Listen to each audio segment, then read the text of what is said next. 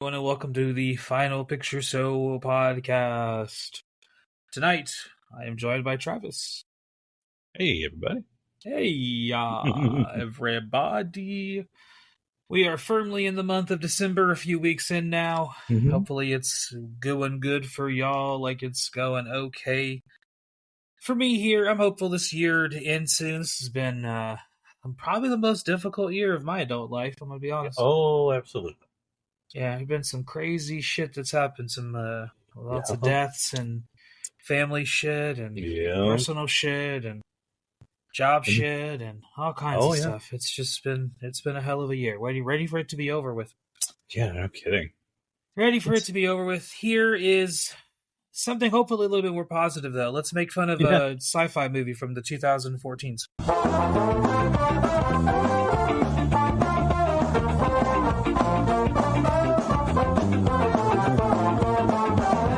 I gave you everything I've got. Well, I know it's not a lot, but I tried so hard. All the time we spent, wonder where it went. Why must time move on? Why must we go apart? Nice. Christmas Icetastrophe. This was directed by Jonathan Winfrey, who is a director of many things, including 5 episodes of Even Stevens, Oh. 1 episode of The Jersey. Remember that show on the Disney Did- Channel where they could put on the jersey and get different powers? Oh, shit, that's right. Yeah. He also did 5 episodes of Cousin Skeeter. His used cousin to is love a that show. puppet. His cousin is above it. I used to love that show. He also did Black Scorpion 1 and 2, which is kind of softcore pornish, as well as a little bit New Crime City, Excessive Force 2, Blood Fist 7, and Carnosaur 3. I know, I've heard of that one. There you go. So that kind of gives you some ideas here of what Jonathan Winfrey does behind Christmas Icetastrophe, which is not its only title. It also had the other titles of Ice Armageddon, Apocalypse Ice. I would have gone with that one, honestly. Yeah, honestly. And Icetastrophe, just Icetastrophe, just singular without the Christmas. So there you go. Which, I mean, it better have something Christmassy in it. This movie is produced by, and this is kind of the most interesting thing to talk about, Centennial Films, or Centennial Films, however you decide to pronounce it, which is basically the production studio that mostly cooperates with Syfy to do a lot, and I mean a lot, of sci-fi originals. That's kind of their bread and butter. Just Yeah. about every single year they would do sci-fi originals, and you would think that with Syfy Channel kind of becoming more of a streaming thing, that has gone up, in fact. Oh. But outside of the world of sci-fi films, they've also done some other films as well. Here are a few of them. Sorceress. They did all 3 of the I Spit on Your Grave remakes. Oh. 976 Evil. Lavalantula, which is the stars the kid from Son-in-Law we talked about last couple weeks ago. He is in Lavalantula, which is about a lava infused tarantula. Amazing. Icequake, which is another movie that one day we'll talk about. We didn't talk about that one because it's almost the exact same movie as this movie. Yeah. Yeah, there's a lot of movies that, like, every single year the Sci-Fi Channel puts out a Christmas or winter themed apocalyptic, post-apocalyptic movie, disaster movie every single year. So does The Asylum. So yeah, we've got a lot of these since about the year 2000. We've about 25 years of just those companies putting out movies every single year. Actually, a lot of future reviews come from this company, Centennial Films. Other things that they did was some Poison Ivy movies that they did. Judgment Day, another future review. That's a movie about the world ending, starring Ice-T. Oh, yeah. Class of 1999 2. which not Class of 1999, but the sequel to Class of 1999, which is in and of itself a sequel to Class of 1984. So. And then they also were the production company mostly responsible for Hey Dude. Remember that show? I do remember Hey Dude. Yeah, I used to love Hey Dude. So, hell yeah. They've got me back. Exactly. They are known for that. The writer here is David Sanderson, who has done a lot of things. Some things that we'll talk about him again eventually will be Zodiac, Signs of the Apocalypse, as well as the Philadelphia Experiment, which are both Syfy originals. 1 month we'll just have a deep dive into Syfy originals. And I don't even know if we'll talk about all of them, because it seems like more just to like cherry pick a few to talk about, because a lot of them are kind of redundant. Oh. It's kind of like a lot of the Asylum movies. It's like once you've seen like one or two Asylum movies, you've kind of seen them all. I have avoided them, so you've done a very good job. They change a few things here and there, but other than that, every Asylum movie is kind of derivative of every other Asylum movie. I mean, we've already watched one of them at our friend's show, Monster Movie Fun Time Go. We watched Zombie Apocalypse from 2014, I think, as well. And that movie is very mid, and is also very derivative of like every other zombie movie that had come out before it. Absolutely. Once you've seen like one of the Asylum zombie movies, you've kind of seen them all. Like you don't really need to watch the other 100 of them. No.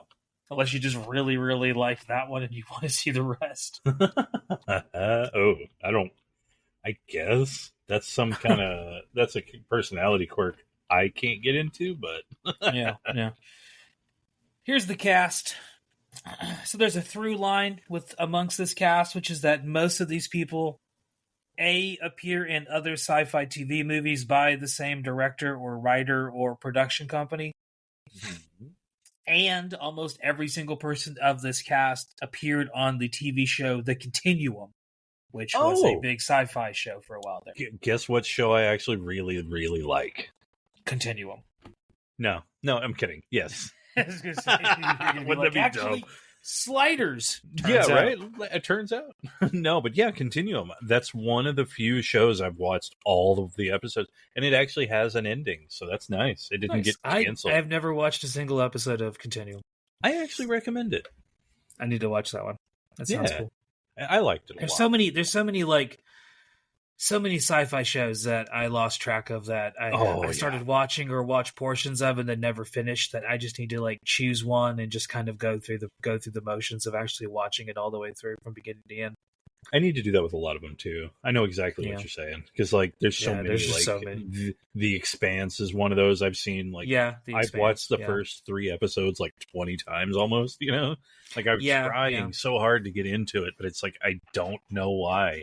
I just need to really commit to it. Stargate's one that this is another one that I need to like sit down and actually watch all of and be like, okay, this is what people were talking about.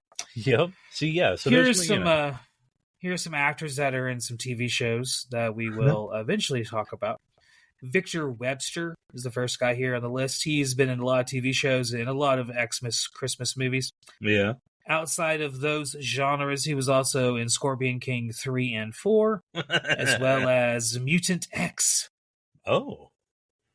Speaking of Stargate, Jennifer Spence, the next person on the list, was in several Stargate episodes, as well as Traces and a bunch of other TV shows, as well as another kind of post-apocalyptic disaster movie, The Core. It's the one about the astronauts having to drill to the center of the Earth. Yep. Yeah. That's a weird movie. Next up is DJ Qualls in that movie. He's like a hacker, and he's like, I just need a lifetime supply of Mountain Dew and Hot Pockets or something like that. Something like that, yeah. That's all he asks for. That's literally the only thing I remember from that movie. Yeah.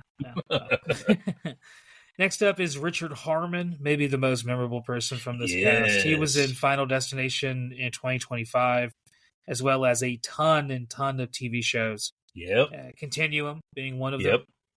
As well as Trick or Treat. He was one of the stars of that for those Halloween fans. Yeah, don't forget he was in The 100. He was in the 100, another TV show that I need to watch. Yes, you do.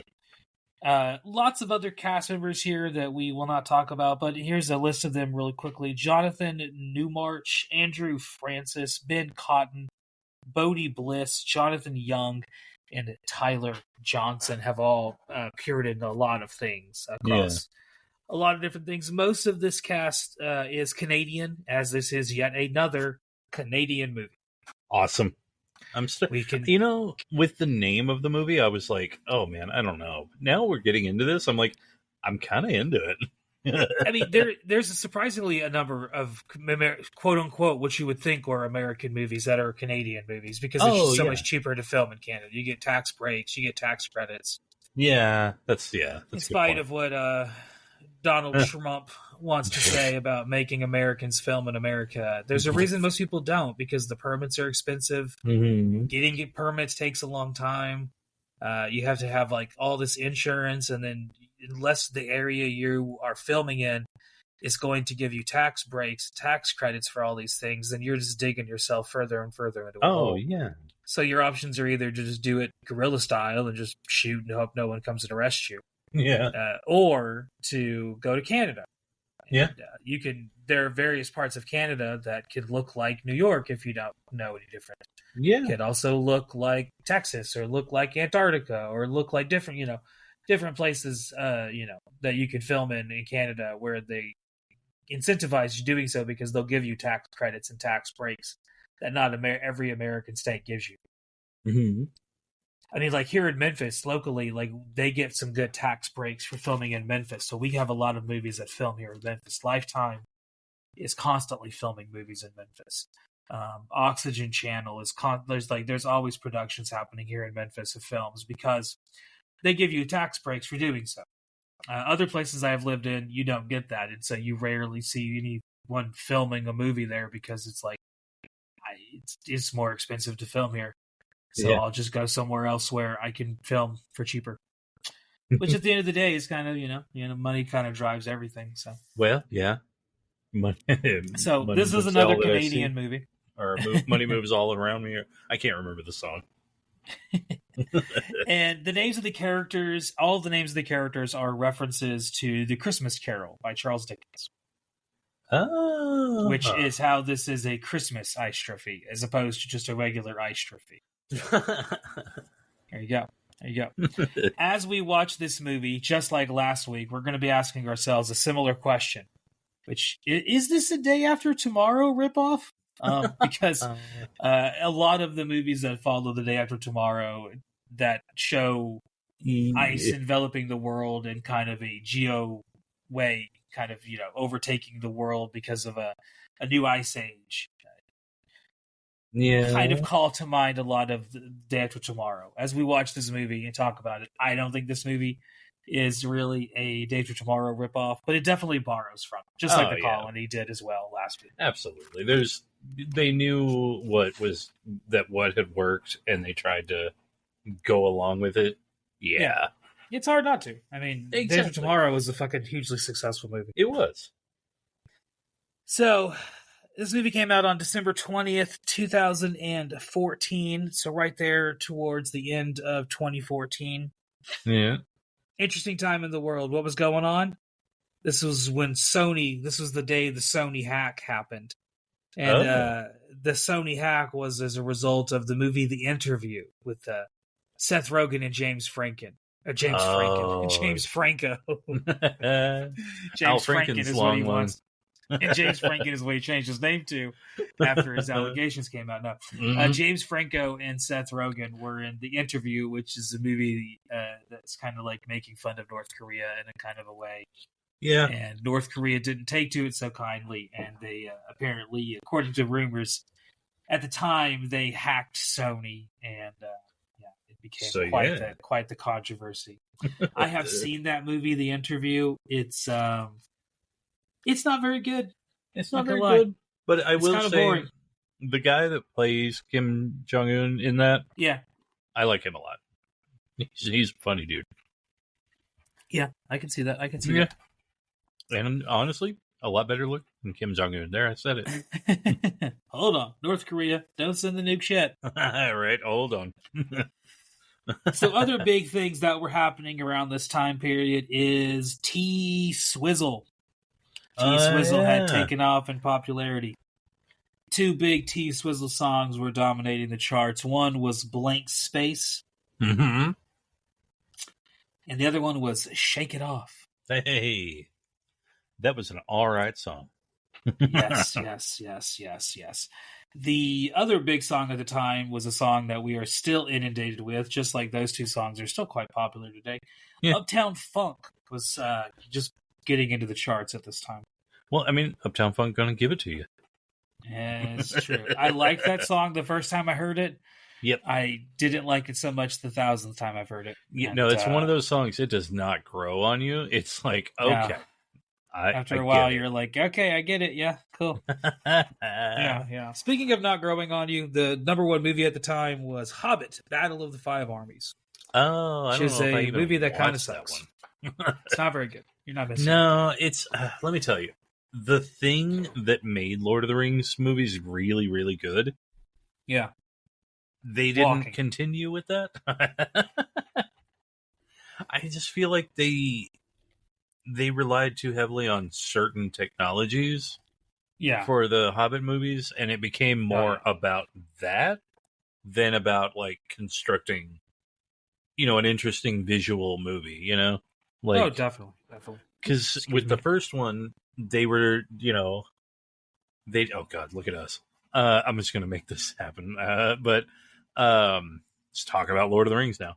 But in Lord of the Rings, they were doing very interesting, like, shot things, like forced perspective, stuff like that. Mm-hmm. Whereas in Hobbit, it's just Ian McKellen by himself in a green screen room, breaking There's a lot of down. Things wrong with that movie. Yeah. With that whole trilogy, with the... Oh no, Hobbit! It how doesn't many have frames per second it's filmed at, the cinematography, the way it's filmed, the 3D, yes, over reliance on green screens. There's there's a reason that they should never go back to that universe. Just leave it be. Yeah, because like the first movies, like the Lord of the Rings movies, you get to see a whole lot. It's why one of the reasons I'm in love with New Zealand. Well, like Lord of the Rings, it kind of made sense to expand that to 3 books. I mean, to 3 films. Well, yeah. Because of how long it is. Yeah. Whereas The Hobbit, you can easily make that one movie. And it would have been a long movie, but you can make it one movie. What was the guy's name? Ralph Bakshi in the 80s? Who done the animated? The animated one? Yeah. That in one movie, Yeah. Oh, and there's the animated Lord of the Rings, which is also great. Oh, absolutely. No, I love the Ralph Bakshi movie. It's so fucking good. It's very good. So, the Hobbit, all 3 of them are just kind of a waste of It's just movies. They don't really need to exist. They also add things that just unnecessary. Oh, that's right. Well, it was to clearly out and make them longer. I think it's more just the studios. I think the Hobbit movies are a studio product. 100%. Oh yeah, it's Lord of the Rings is so fucking successful. Let's make more of them. Because is Legolas even in the Hobbit book? I don't think he is. I don't believe so. No. But they have to get him in because he was popular in the Lord of the Rings. So cameo, motherfucker. You gotta have. Well, let's take a break, and we'll come back and talk about the plot of Christmas Icetastrophe. There we go. Up to the middle section here. Next episode will be episode 80, and so that means a bonus episode, or where we go away from the post-apocalypse. And instead, me and my wife, she's going to join me, and we are going to talk about one of our favorite movies that is definitely a bad movie, but one that we both equally love, and that is Christmas with the Cranks. Awesome. So y'all stay in for that next week, and the week after that, you and I will be back to talk about Anna and the Apocalypse, our first ever musical. Back to the Apocalypse. I'm excited about that. Exactly, yeah. Back to the Apocalypse, and very excited about talking about a musical. We get to do and talk about all kinds of things that we get to talk about. That's pretty cool. So y'all come back for that as well. See you then. Bye.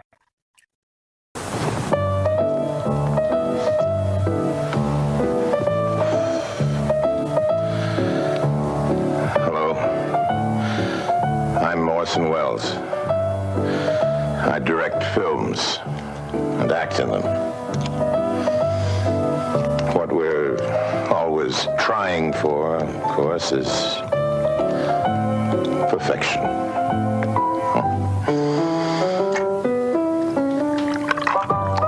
In a film, that's only a hope. But with Final Picture Show podcast, you can rely on it. Perfection.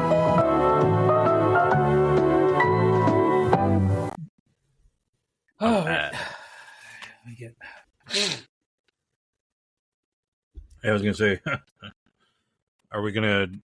Do we normally make it known that we spent some time between?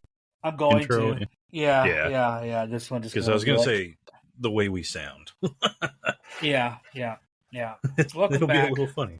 It could be a little funny. Yeah, welcome back. It's been a few days, and the difference a few days makes. If I sound more sick, that's because I have gotten more sick. Probably due to the fact that I've spent a lot of time outside in the cold recently. I got into a car wreck.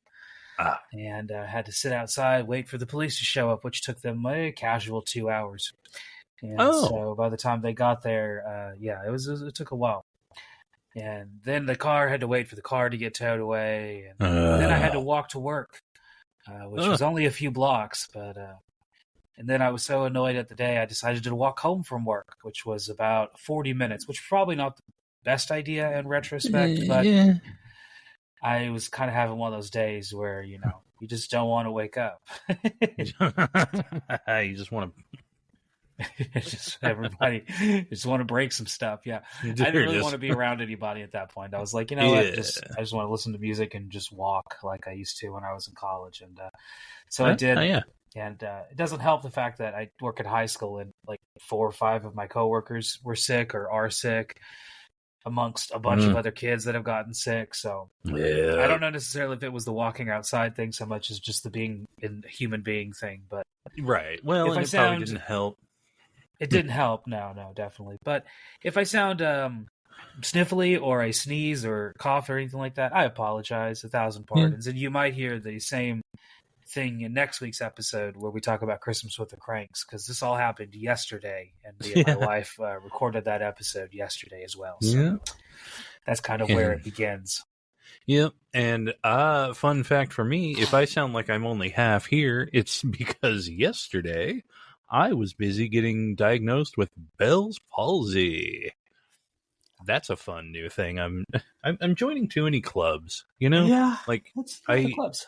Last year I joined the Kidney Stone Club. Now I'm in the Bell's Palsy Club. Like, I'm going to find out everybody that it's one of those things where, when, like with the kidney stone thing, if you talk about having a kidney stone, people that have had it will drop what they're doing and be like, I am so sorry, like, and now this. So now I am, so me and Jim Ross. You and Jim, good old Jr. Yeah, Good Jr. boy himself. Alleged racist, but well, just call him. Important figure in the world of American television, but also but alleged racist. The scales of justice, so how they balance. Really. What are we talking about? What was this movie we were watching? Christmas Icetastrophe. That was it. Yeah.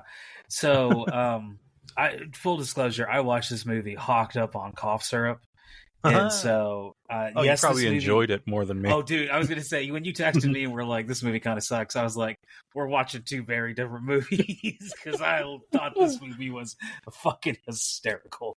Oh, there were times I inappropriately laughed out loud. Like, it did not make sense. It's not a good movie. If you love bad made-for-TV sci-fi movies that have plot holes the size of an asteroid, boy, then this is yours. It's a meteorite, not a meteor. Yeah, we can't really go into plot details because there's not really a plot. There's a plot, but it is dumb. It's very dumb, but also so the basic setup is there's this small town and they're celebrating Christmas. Yep. And outside of the town, there's this, I guess, like space station, like space observatory that's inexplicably there. I don't know. So it's up in a mountain for some reason. Anyway, and there's an asteroid coming, and it's treated as like such a minor deal to the point that like the guy in charge of the whole situation is like, "Yeah, I'm going home. You should too." Yeah. It's Christmas. The only reason we learn anything about it is because she has the wherewithal and the foresight to be like, no, I'm going to stay and see what happens with this situation. Yeah, because is she like a student or something? Like, I have no idea. He never shows back up in the movie again, I don't think. Yeah. Like, and well, I think she's one of the main characters, yeah. Yeah. Yeah, she's Alex. And I've seen her in other stuff. She's been in a bunch of stuff as well, yeah. Yeah. Bunch of TV movies as well. Oh yeah. And so Alex is watching this asteroid, and she's a graduate student, so not even like a scientist. Well, working her way to being a scientist. And the small town is celebrating Christmas, and there's a whole like family subplot involving these two families that don't really get along. But their kids are in love with each other. It's this. I don't know. Did you ever watch the movie True Stories? Yeah, I was gonna say it's the most bland Romeo and Juliet shit ever. Oh God, yes. Well, and also it's kind of has that like if anybody's watched True Stories with from what's it David help me out. Talking Heads, is that who you're talking about? That True Stories? Why can't I say his last name? David Byrne. David Byrne. David Byrne. That's it. I was gonna say. Yeah. Anyway, we're probably right. That movie is a greater version of like a rich landowner type person taking over the town or whatever, or bringing in a big store, because that's what's happening here. And it's also the entire plot of season 3 of Weeds. As well as I believe a major plot line in the Captain Planet series as well. Is it? Yeah, it happens a lot. It's like evil, industrious guy has a daughter that's got the hots for the kid. She shouldn't, because he represents the other side. He's the rough and tumble kid. He's a rough and tumble kid. He's Tiny fucking Tim in this movie, because all of the kids and all of the adults, other than Alex, the graduate student, all of them have the same names as the characters from the Christmas Carol. For no reason. Like, there's not like a reason for having this illusion, or it doesn't go anywhere. It's just like, this is what's happening. So what you're saying is that this made for Syfy Channel TV movie was lazy? Yeah, right. So the movie is kind of like boring until the meteorite gets into when it goes from meteor to meteorite. When it goes from asteroid to meteorite. So it's an asteroid when it's out in space, and then it's a meteorite when it is just in the Earth's atmosphere. I looked it up because they use it interchangeably, and for a minute my brain was like, I call bullshit. Why are there two different words if you can use them interchangeably? Right. So I had to look it up, and I was like, okay, so it's an asteroid when it is farther away. Here. Okay, so they were using that, right? Fair to you. But yeah, the fucking thing, it hits Earth and it immediately creates a flash freeze, just like Day After Tomorrow, which is the movie that everyone compares this movie to. And so you might think like, Day After Tomorrow, when did that come out compared to this?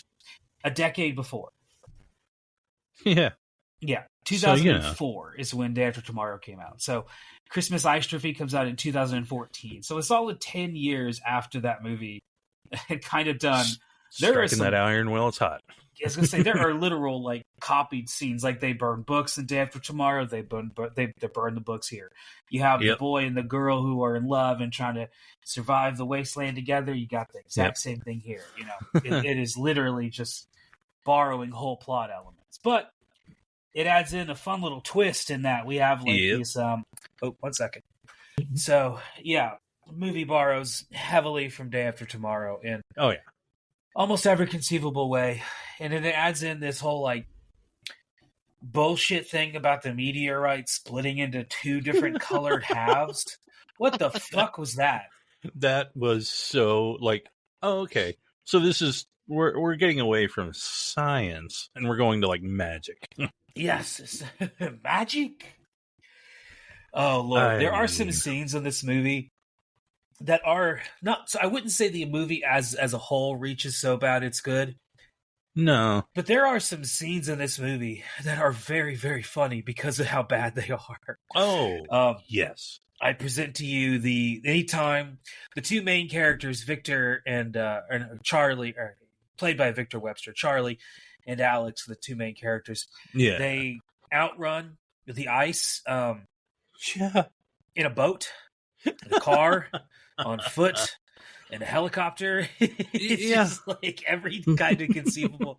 At one point, I really, like, if I was writing this movie, I would have doubled down and been like, all right, let's get him on a tandem bike and let's have him do like every conceivable way to travel. Let's have them use amazing. that. Because first off, so the ice in this movie, it just spreads indiscriminately. Yeah. And it targets random things, like all the main characters, none of them other than one. We'll talk about him in a minute. Other than him, all the main characters are safe. And you know that the entire movie. You never feel like at any point, oh, these characters are in danger. No, they're not. No. They somehow have lived. Now, all the side characters, they get killed off instantly. Sometimes shot out by so the ice spreads, like we said, and then it forms like these ice pillars. Yeah. And these ice pillars then have the tendency to shoot off like projectile ice dicks. And the ice dicks stab people and they kill them. It's death by ice stick. And the way it kills them is very like Birdemic-esque, where like it's just like very, very shitty CGI, like a flash of blood on the screen and the person just falls. And you can tell immediately like what the direction was for that scene of the director being like, okay, so you're going to run in, and then somebody's going to hit you, and you're going to pretend like you fell and died. And he's just like, all right, action. Great, cut, print, next. Yeah, no second take needed. No second takes, no needed. Yeah. I'm smiling the whole time. Can we go again? No. I said done. We have a schedule to keep. Steven Seagal is going to get pissed if we don't get to lunch at 10:30. So yeah, they that's the kind of movie you have here. Yep. The really so bad good. They're good scenes there. Anytime they're running away from the ice, it's amazing. Mm-hmm. Oh, anytime the ice is shooting ice dicks, it's amazing. Anytime that the characters are like trying to emote and have any kind of like human interaction, it's pretty fucking terrible. It is. Because the writing is awful. The kid, like the dude's son, he's an actor I like. Is he? Okay. Yeah. He's been in like some shows that I do like. So he kind of pulls off some stuff. There was pulls off the part, looking as much like a teenager as Jake Gyllenhaal does. Yeah, exactly. Very clearly a late 20-year-old's playing a 17-year-old. He's like, I think I know why your dad's going to get mad if we hang out. I'm like, fucking why? Y'all are like 28. Like, go get married, fucking hippies. Yeah, right? Like why do your parents give a shit? Y'all are like fucking 30. You're not convincing me that you're in your teens. Oh, man, speaking of not convincing, how about that Santa dude with the German accent? Oh, yeah, the German Santa, the American German Santa who gets frozen and then broken into chunks. Oh, that was rough. That's another so good it's so bad it's good scene. That specific scene involving the Santa. Yeah, so basically that's the town's reacting to this, and at some point along the way, Charlie, who is the main character played by Victor Webster, a very handsome man with an amazing set of hair. Yes. He's got a great head of hair on him. Oh, he never gets disturbed at all in the entire movie. You're right. Yeah, it looks regal the entire time. He and Alex kind of figure out that the meteor is split in half. And to stop this flash freeze, they have to somehow address that. It makes no fucking sense. The conclusion is we're going to blow it the fuck up with dynamite. Yeah, that's where they start. Well, yeah, that's where they're like, well, because, okay, the way they figure this out is the they're in that like mine shaft or something. Yeah. And then they're in that elevator. This will be the greatest discovery of all time, but no one will believe me. Yeah, no one's gonna believe me. He's like, I'll believe you. That'll get you off the naughty list forever. That line. Oh, there's so many lines like that are just like, yeah, there's a lot of cringy lines. Oh my god, yes. There was one. The way that they figured it out was, or the way they figured out like dynamite should work, I guess, is that they had these lanterns in their hand whenever that wave came through, and they're like, we're surrounded by like a warm, no ice in this circle. It's this heat source that did it, and it's like a lantern heat source. A lantern heat source. That's good. Good, strong, solid science. I was going to say our body heat would be bigger heat source than that. Also, I would like to point out that several of the characters in this movie are wearing not one, not two, but 3 hoodies, and yet they don't have their hood up at all. Oh no! In an ice storm. Yeah. Oh Lord! Someone's asking for double pneumonia. You don't want that. Oh God! The rules of this ice wave seem to change sometimes. Oh yeah, they make no sense. At times it can like freeze cars and explode them, and other times it just freezes cars and has no effect. Yeah, like they're inside the cars being just fine. Yeah, you're fine inside of the car, even though, other times the car explodes in ice shrapnel. Yeah, and the ice can destroy a car, but then sometimes it has a hard time destroying certain people. Yes, which makes no fucking sense. Oh, the plot armor that these characters have. Well, they were in the Christmas Carol. Yeah. Oh God. And so, like, basically, this town's trying to do this Christmas event. It's also like we get this really kind of weak German and pretend German exposition about this rich dude that Charlie works for is, because I guess he's like a handyman, and can I just go ahead and say I get a little annoyed about movies like this that here's your everyman guy. He's your normal guy, but he's also like Hollywood good looking, and he is the only one capable of doing anything in this situation at all. Like, that bugs me when they do that. I don't know why. That bugs me. Like, no one can figure this shit out but him. Like, he's the only one that can lead this thing. The sheriff is just stupid. They bring in the state troopers, and he has to push them out of the way. Like, he's the only one that is at all capable.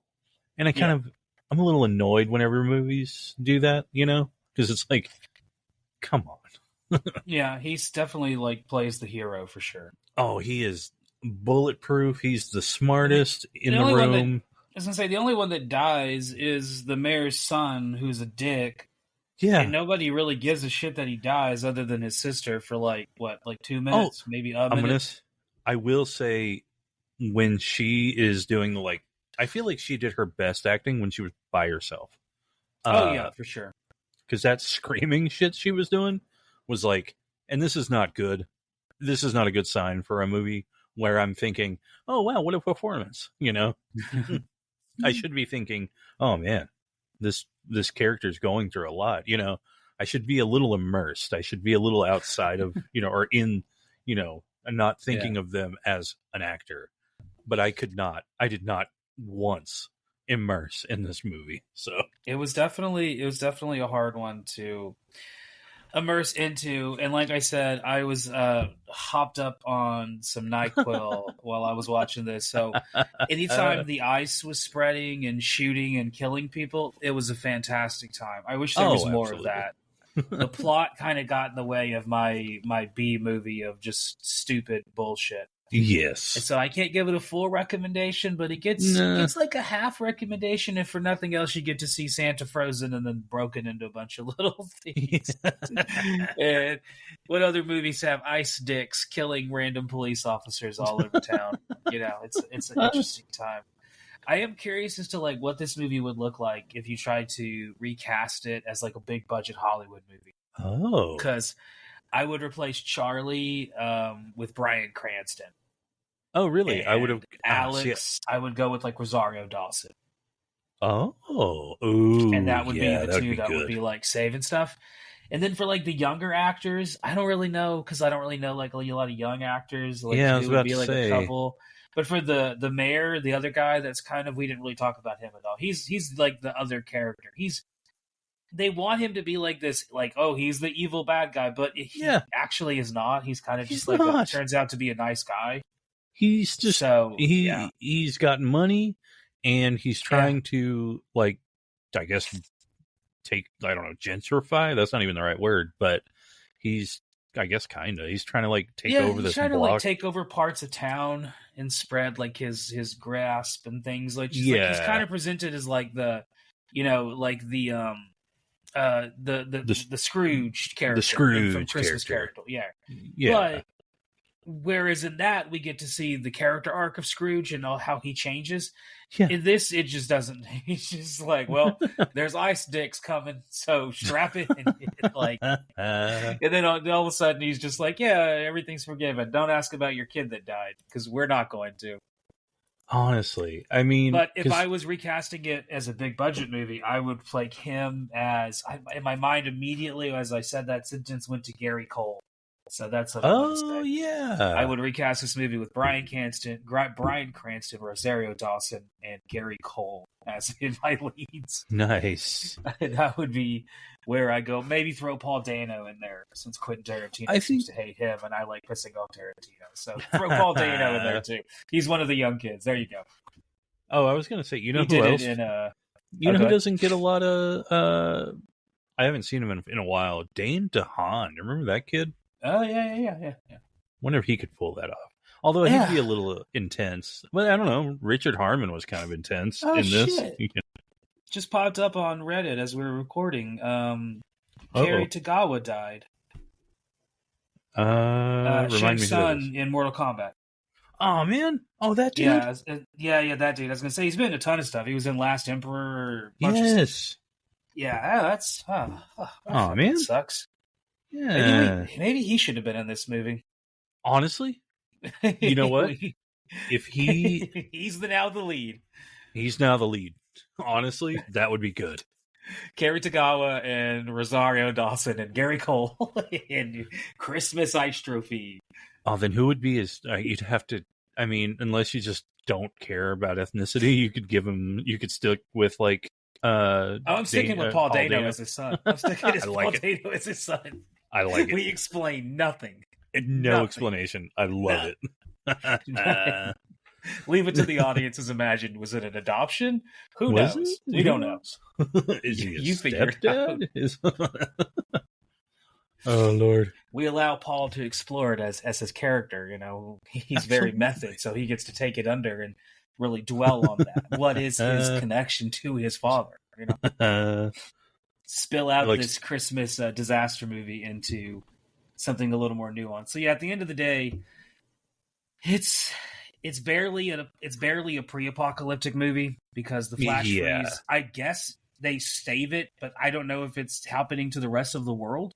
No, I think we don't really know. Isolated. I guess it's just this small little shitty town that was just celebrating Christmas at the wrong time. For fuck's sake, man. Yeah.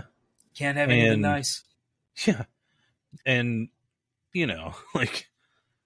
I will say, the mayor, he's kind of supposed to be a dickhead or whatever. They try to illustrate it, and maybe this is his arc, I guess. It's very weak, but he's very cowardly. Whenever that wave is coming, he shuts everybody else out so he could save himself.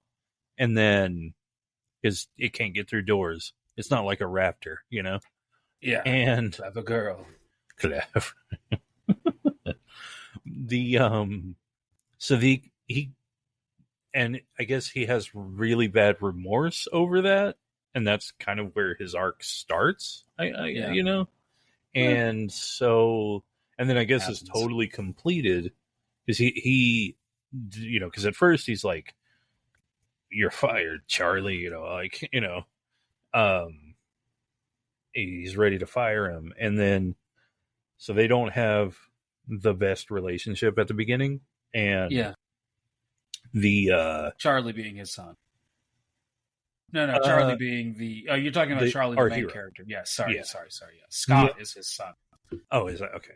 Well, and then also whenever he sees his son buried in the snow, you know, is that pretty? I don't know. Like, I guess he's got all that anger, which, you know, is a very, you know, male reaction to trauma, you know. Which, you know, so that was believable. Decides to some of the acting is like not awful. No, it's just the writing is really like unbelievable because none of these characters talk like how human beings talk. No, the CGI is awful. The ADR is awful. There's just a lot of really silly things that make it almost, like I said, almost so bad it's good. Almost so bad it's good. Good. Close. Yeah, it definitely gets closer than some of the other things we've looked at. That I think Texas Gladiators 2020 was always like considered like so bad it's good. We watched that and I was like, that movie's just bad. Yeah, I don't think it's so bad it's good. It's just bad. This movie, I think it definitely could, for some people, I think it definitely could be so bad it's good. If you really love Christmas movies, and especially bad Christmas movies, and you love a good disaster or post-apocalyptic or apocalyptic flick, then this is definitely going to scratch that itch for sure. Oh yeah. So like I said, thank y'all for coming along. Go ahead. What are you guys say? Oh, I was gonna say, no, yeah, this movie, like the way it, I don't even know, or like, are we to the conclusion? I mean, because there's things. Oh, you know what I do want to talk about actually. Before we, go ahead. What you got? The helicopters. The way that helicopter gets it gets killed by a giant ice dick, you know, that ice pillar or whatever just comes shooting up and just I don't know, like, was that targeted? What the hell was that? And no idea. There was one line that one of the helicopter guys, the one that survived, said, I guess didn't all the way survive. He didn't make it through the crash. He's I think it was him that was one of them that said, it wouldn't be Christmas if somebody didn't need saving. And it's like, huh? The hell's that mean? That doesn't make any sense. That's just a saying. Yeah, that old saying. Well, I think we could wrap it up there. I think we can. I mean, I will say, not really much else to say. Yeah, the way it ends is very stupid. The way it resolves is very stupid. But I want people to watch it just because. Oh yeah, no, you can find it on YouTube for free. And it is definitely worth at least a casual watch because it is, like I said, it definitely gets us into kind of cringy, so bad it's good kind of it's territory. And you know, these are actors you've seen before. They've been in better stuff. They've been in worse stuff. So that's true. That is true. They've definitely been in worse stuff. Well, we will be back in a couple of days to talk about Anna and the Apocalypse. So we will see y'all then. Bye. Take it easy. Hot damn, college boy. Thank you so much for listening. Every single week we come back with a new movie about the end of the world, or a movie about the beginning of the end of the world, or what happens after the end of the world, or maybe one day we just decide to watch Showgirls. Who knows? Right? But every week we are coming back, and thank you so much for stopping in this week and listening to the whole episode and hearing our thoughts on whatever train wreck of a movie I chose to force my friend to watch this week. I'm a good person like that. And thank you for also being a good person. There you go. If you want to be a really, really fucking cool person, which you obviously are, why don't you give us a like and actually, more importantly, give us a subscribe. I find that to be more important. I don't know if the algorithm says it is. I don't really give a shit. But thank you for your patronage either way and clicking all the things and doing all the stuff. Bye. Thanks.